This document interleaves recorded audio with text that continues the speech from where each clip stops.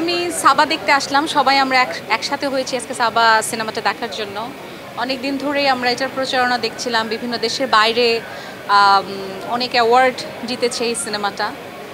তো আজকে সিনেমাটা দেখার পরে মনে হলো যে কেন এত আলোড়ন সৃষ্টি করেছে এই সিনেমাটা এবং দেশের বাইরের মানুষজন কেন এটাকে অ্যাওয়ার্ডেড করছে।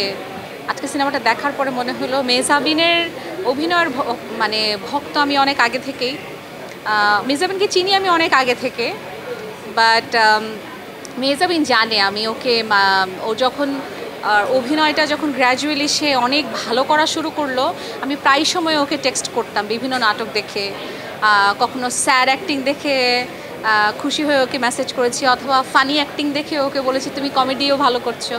বাট আজকে আসলে সাবার লাস্ট সিন পর্যন্ত মানে কেউ চোখ ফেরাতে পারেনি যে একটা অভিনেত্রীর অভিনয় দিয়ে যে পুরো সিনেমাটা এরকম মানে মানে লাস্ট পর্যন্ত এরকম তাকিয়ে থাকলো সবাই হলের মধ্যে, এবং প্রত্যেকটা মুহূর্ত সবাই এনজয় করেছে। এবং মেহজাবিনের অভিনয় আসলে বলে শেষ করা যাবে না। ইভেন পুরো মুভিটাই বানানো থেকে শুরু করে যারা বানিয়েছেন, এবং রোকিয়া প্রাচী আপু এত ভালো অভিনয় করেছেন, এবং আরও যে ক্যারেক্টারগুলো ছিল সবাই সমানভাবে খুব ভালো অভিনয় করেছে।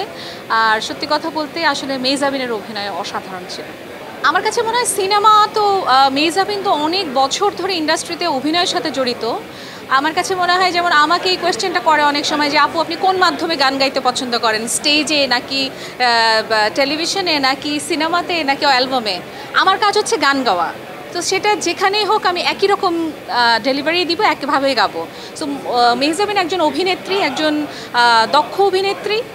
সেটা নাটকে হোক কিংবা সিনেমাতে হোক, তার অভিনয়ের স্ক্রিপ্ট অনুযায়ী যেই অ্যাক্টিংটা করা উচিত সে তাই করেছে।